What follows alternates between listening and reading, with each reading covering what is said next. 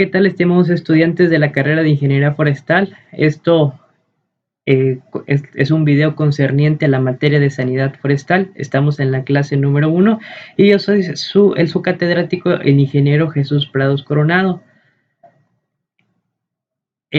Como una breve introducción, en la presente clase estudiaremos los diferentes conceptos y definiciones, así como el uso de estos conceptos de lo que vendría siendo la sanidad forestal, ya que de esta vertiente parten muchos de los trabajos y sobre todo nos da a nosotros la oportunidad de irnos relacionando con todo el lenguaje técnico que existe dentro de la sanidad forestal.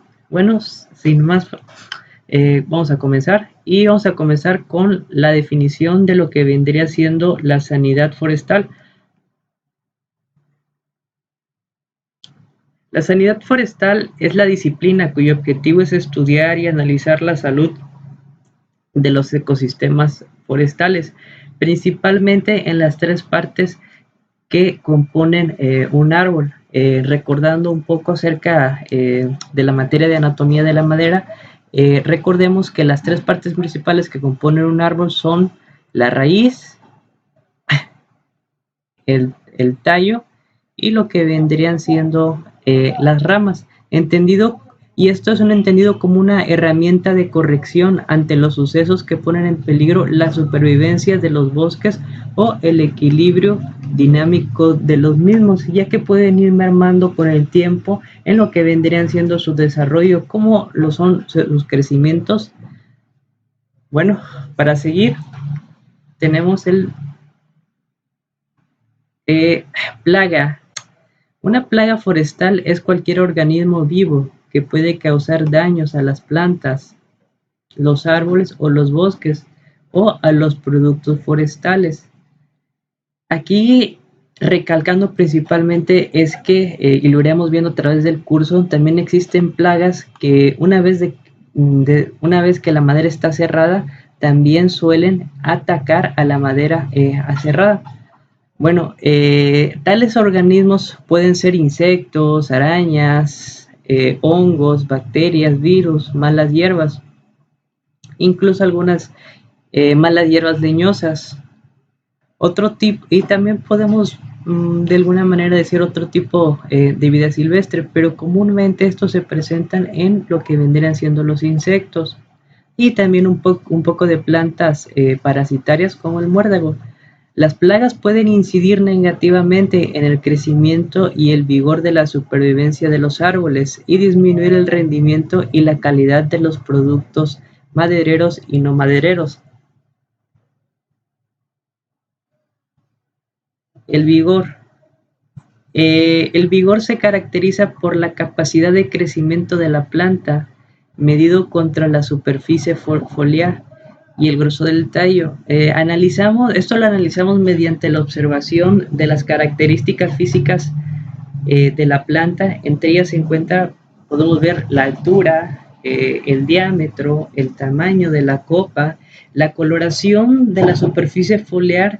Es algo muy importante y es algo que generalmente es muy tomado en cuenta, ya que es de muy simple apreciación ver las diferentes tonalidades de colores y sobre todo de ahí podemos distinguir el tipo de vigor con el que cuenta el árbol. Bueno, hablando un poquito acerca de la estructura general del árbol, como antes lo había dicho, aquí podemos apreciar en la imagen que está compuesto o está dividido en tres partes. Lo que vienen siendo las raíces, si recordaremos un poco, las raíces son las encargadas de darle el anclaje o el soporte al árbol, y también una de sus principales funciones es poder absorber el agua, nutrientes y los sales minerales con los cuales el árbol se alimenta y es necesario para que pueda generar la fotosíntesis. Otra parte muy importante, bueno, yendo ascendentemente, algo de vital importancia viene siendo el tronco, ya que el tronco es el encargado o la base pilar fundamental de sostén del árbol, y este está ubicado en la parte media, en medio de lo que vendrían siendo las raíces y también la copa. iremos viendo que en función del aumento de altura del fuste o del tronco, veremos que las partes de mayor altura cuentan con una menor lignificación. Pero bueno, regresando a la parte del tronco, también es de ahí donde generalmente nosotros hacemos los aprovechamientos maderables, ya que generalmente solamente utilizamos la parte más recta o hasta la primera ramificación cuando estamos hablando de aprovechamiento forestal. Y como última parte, deberemos ver lo que es la copa. La copa es la encargada de, de, de generar toda la superficie foliar o donde están distribuidas todas las hojas. Recordemos que mediante estas hojas es que el árbol puede llevar a cabo lo que vendrá siendo la fotosíntesis. Pues es de fácil apreciamiento, ya que pues en la copa la lignificación suele ser menor y todas estas ramas que se encuentran en la copa suelen tener una mayor flexibilidad. Una vez que ya he explicado un poco acerca de la estructura del árbol, ahora les voy a decir por qué es fundamental que nosotros la conozcamos. Bueno, en estas tres divisiones, tanto en las raíces, tanto en el tronco, tanto como en la copa, podemos muchas veces apreciar o pueden estar ahí alguna plaga o alguna enfermedad. Por ejemplo, en las raíces se suele presentar algo muy común, que es un hongo que lo que hace es una pudrición de raíces. Esto generalmente suele aparecer en terrenos que son muy húmedos. Subiendo un poco en lo que vendría siendo el tronco, podemos encontrar algunos descortezadores. Para entrar un poco en materia, los descortezadores son aquellos insectos que comienzan a permear en el tronco poco a poco y comienzan a hacer pequeños huecos o grietas en la corteza. Esto puede afectar al árbol. Y en la parte superior hay algunos insectos o plagas que, dado como lo antes citado, algunas ramas no están muy duras, sino que son muy flexibles y cuentan con poca lignina. Para algunos insectos es muy común y también es muy provechoso que ellos puedan tomar ese tejido reblandecido y puedan insertarse para poder comenzar a generar pupas, o pueden comenzar a reproducirse, ya que la flexibilidad de estas plantas no le ofrece ninguna resistencia a los insectos. Bueno, esto solamente fue un esquema muy general. En próximas clases iremos ahondando, iremos profundizando en lo antes citado.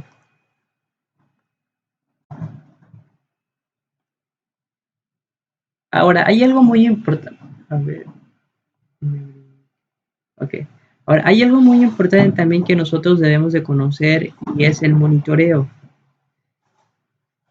El monitoreo, bueno, existen varios diferentes tipos de monitoreo. El más usual conocido, y sobre todo en nuestro país y en esta zona, es el monitoreo terrestre. Cabe mencionar, aquí hago la mención de que actualmente los monitoreos ya comienzan a ser mediante drones. Pero bueno, eso lo tocaremos en otra clase. Y enfocándonos un poco en el monitoreo terrestre, es una herramienta importante en la materia de la sanidad forestal, ya que permite detectar con oportunidad brotes incipientes de plagas e insectos, plantas parasitarias y enfermedades ocasionadas por patógenos como los hongos, organismos que aprovechan el debilitamiento de los árboles. Este debilitamiento de los árboles se puede dar por diversos factores, como pueden ser una deficiencia de nutrientes, también puede ser una sequía, ya que recordemos que la falta de agua estresa de manera muy prominente al árbol. También daño por algún incendio forestal, alguna contaminación o por actividad del hombre, como podrían ser también las talas ilegales y los pastoreos, entre otras situaciones. El monitoreo es de vital importancia y pues se puede analizar dentro de este monitoreo. Claro, este monitoreo debe estar acompañado o funcione en sinergia con lo que vendrá siendo un inventario forestal. ¿Y qué es lo que podemos monitorear o qué es lo que podemos analizar?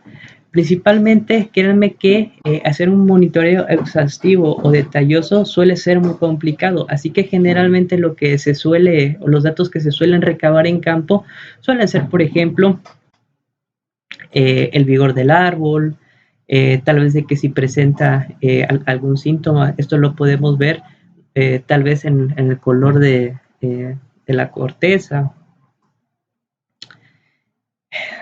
Tal vez podemos también buscar presencia de algún insecto en los árboles. Y bueno, estos son algunos de las tantas características que nosotros podemos buscar a la hora de hacer un monitoreo.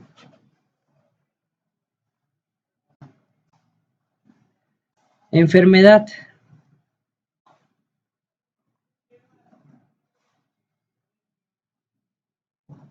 Bueno, la enfermedad es una respuesta celular y de tejidos vegetales a los microorganismos patogénicos o a factores ambientales que determinan un cambio adverso en la forma, función o integridad de la planta y pueden conducir a una incapacidad parcial o a la muerte de plantas o de sus partes. La agresividad de un patógeno que se define como una capacidad de penetración, de difusión en el hospedador y de crecimiento en los tejidos de este. Como pueden apreciar en la imagen, palabras, bueno, coloquialmente, pudiéramos decir que las enfermedades generalmente es cuando algún microorganismo, algún patógeno, algún virus, pues se inserta en lo que vendría siendo la planta. Y a raíz de esto comienzan a haber algunos cambios adversos en la funcionalidad del sistema interno de la planta o del árbol. Y esto se ve reflejado, puede ser como lo vemos en la imagen, en el color de las hojas. El árbol comienza a mandarnos una señal, por así decirlo, y depende de nosotros poder detectarla para poder comenzar a combatir o poder erradicar ese brote. Condición agroecológica.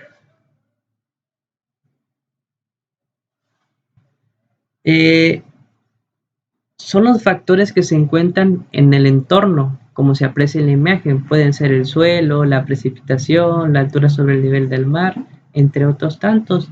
Estos en realidad nos ayudan a decidir en qué momento llevar o en la selección de la planta forestal establecer. Gracias a estas condiciones agroecológicas podemos tratar de diseñar pues científicamente nuevas concepciones y tecnológicas agrícolas sobre la base de los métodos y conocimientos agroecológicos actuales.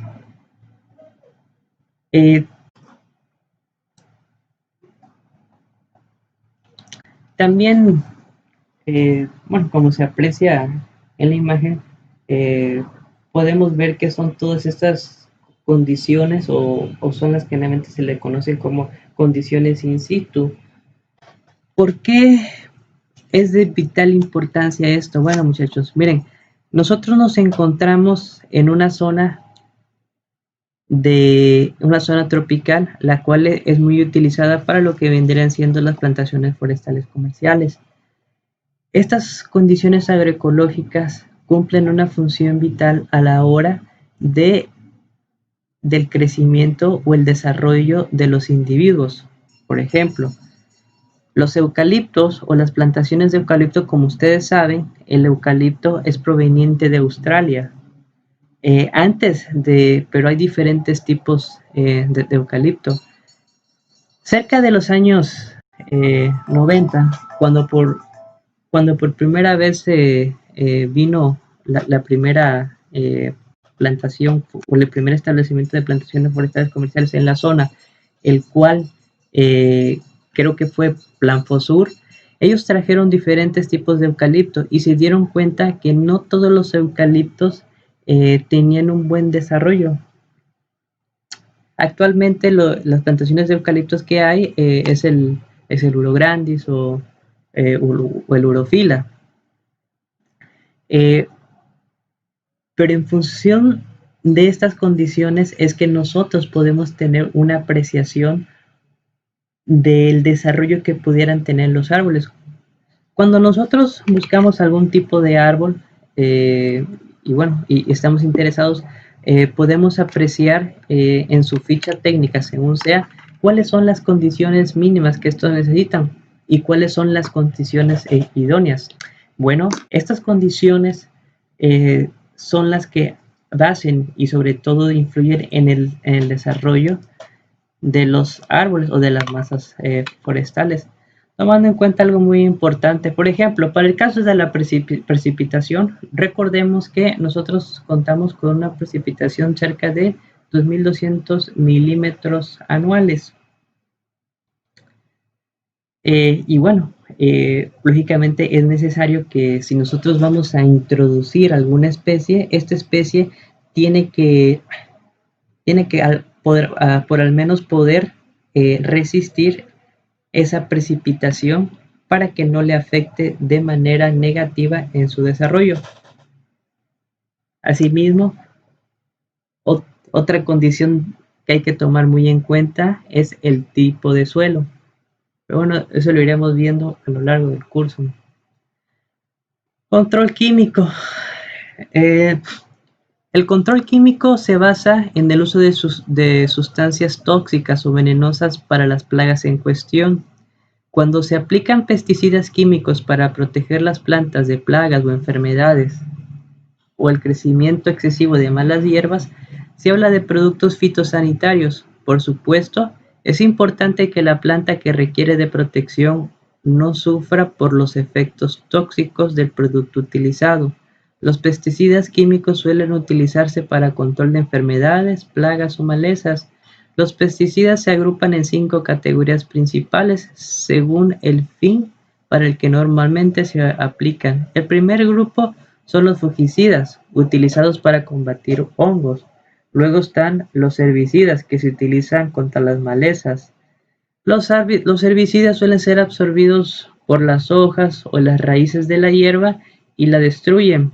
Otro grupo son los insecticidas, que como su nombre lo indica, destruyen los insectos dañinos. Y los acaricidas, que protegen a las plantas de los ácaros. Por último están los nematicidas, que sirven para controlar los nematodos que atacan a las plantas. Una vez que en este lapso de control químico, también quiero hacer un breve paréntesis en que para el uso de todos estos pesticidas es necesario que nosotros tengamos una capacitación y a su vez también seamos conscientes del uso del EPP o del equipo de protección personal, ya que estos pesticidas generalmente suelen tener alguna reacción adversa al cuerpo humano. Por eso es de vital importancia que nosotros ocupemos guantes, como se aprecia en la foto, que ocupemos también botas de hule y también una mascarilla, la cual nos protege contra la absorción de este pesticida, ya que como si bien ustedes, si alguna vez han visto alguna aplicación de algún control químico, puedan ver que por la boquilla de la bomba suele ser un rocío muy ligero que muchas veces el viento lo puede transportar a una gran distancia y generalmente esto puede pues transportarlo alguna persona que esté detrás o algún lado y incluso esta persona lo puede llegar a respirar y absorber, lo cual derivaría en algún problema de salud.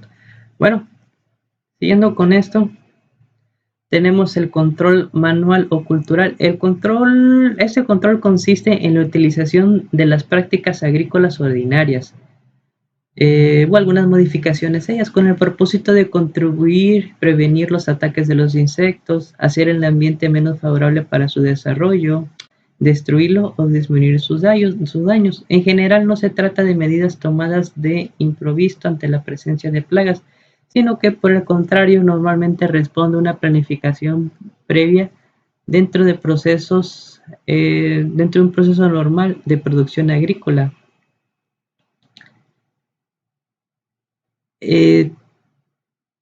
La adecuada aplicación de estas prácticas pues requiere conocimientos apropiados sobre la fisiología y la fenología de las plantas cultivadas y de características agronómicas de las modalidades de las prácticas agrícolas provenientes de dichas y naturalmente un buen conocimiento de la biología de las plagas locales, así como su comportamiento, ya que recordemos que generalmente las personas que tienen una larga historia o un largo desarrollo en algún cultivo agrícola, para ellos es de manera muy fácil o muy sencilla poder detectar la presencia de algunas plagas y estas las que pueden pues se pueden erradicar de una manera más manual, como se muestra en la foto, sin el uso de pesticidas. Este tipo de controles es un poco más complicado, ya que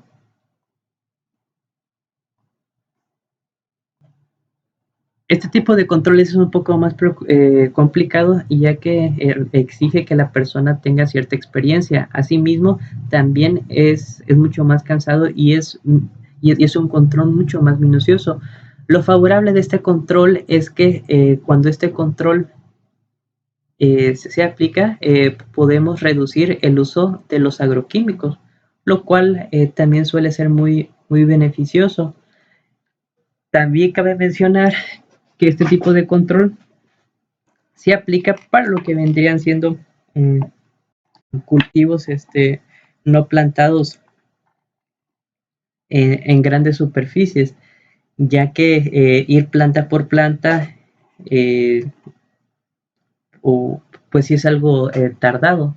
Y recordemos que esto puede a su vez aumentar demasiado el costo de los controles de plagas. Bueno, el siguiente es el control biológico.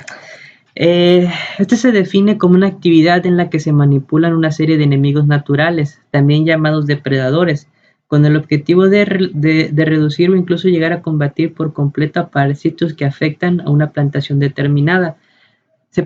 En concreto se pretende controlar plagas a través de enemigos naturales, es decir, otros insectos que son depredadores de la plaga ya existente in situ y que también y a su vez sean inofensivos para esta plantación.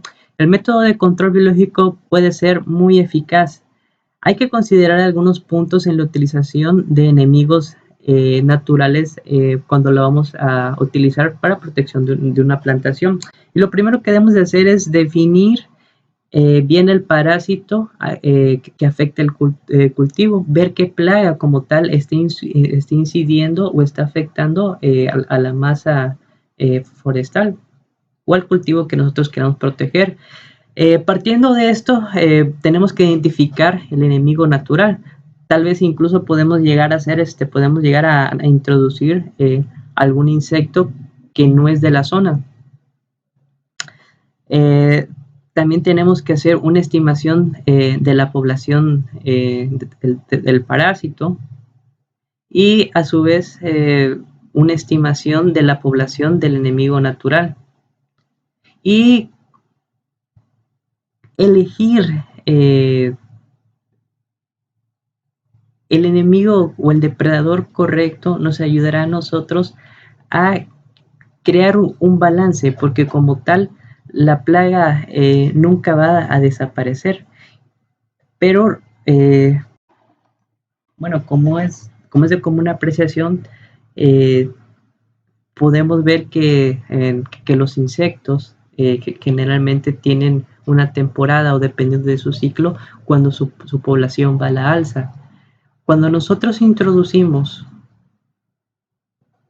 un enemigo, un depredador natural, también cuando esta plaga vaya al alza, el control biológico o su depredador natural de igual manera actuará, su población actuará en la misma sinergia,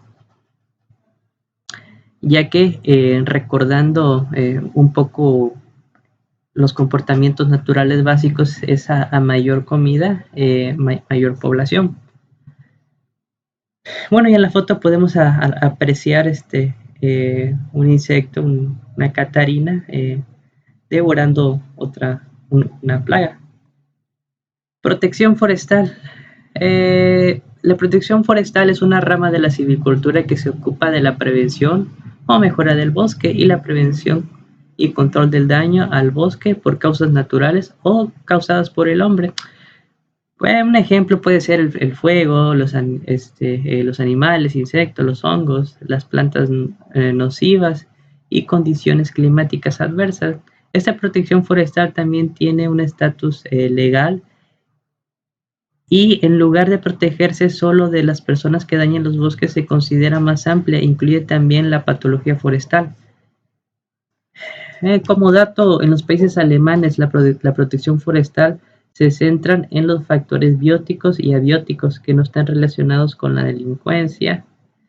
Los tipos de abuso inducidos por el hombre que la protección forestal busca prevenir incluyen la agricultura y tala agresiva e insostenible, la contaminación del suelo donde crecen los bosques y la expansión del desarrollo de la ciudad causada por la explosión demográfica y la expansión de la mancha urbana resultante, entre otras. Manejo forestal. La podemos describir como la gestión, que esta gestión forestal es resultante de un proceso de planificación racional basado en la evaluación de las características y en el potencial forestal del área utilizable, elaborado de acuerdo a las normas y prescripciones de protección y su sustentabilidad.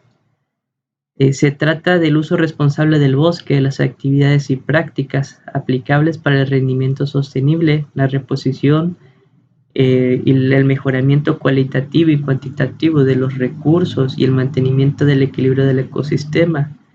El manejo es promover y realizar un uso sostenible del bosque natural a través de una planificación adecuada que garantice la sustentabilidad del recurso forestal. Desarrollo sustentable es una serie de medidas encaminadas a la administración eficiente y responsable de los recursos naturales por parte del ser humano para la preservación del equilibrio ecológico. Es una serie de medidas encaminadas a la administración eficiente por las cuales pasa o está dividida en 3 etapas. Bueno, estas 3 etapas son importantes, que es la ambiental, la social y la económica. Al fin, cuando todas estas etapas por fin se conjugan y se unen, nos da el desarrollo sustentable, porque el medio ambiente le damos un equilibrio a la hora de nosotros poder obtener toda la materia prima que nos da, impactando directamente en la producción de empleos, impactando socialmente en la producción de empleos, y a su vez después nos da, por ejemplo, para las empresas, ganancias o buenos dividendos, ya que todas esas materias primas obtenidas del medio ambiente las podemos hacer, o se hace una transformación y se hace un producto de valor agregado, lo que hace que se genere un desarrollo sustentable que impacte positivamente al ambiente, a la parte social y a la parte económica. Bueno, estimados estudiantes, Esto ha sido todo por la clase de hoy. Yo soy el ingeniero Jesús Prados Coronado y espero verlos pronto en la siguiente clase. Hasta luego.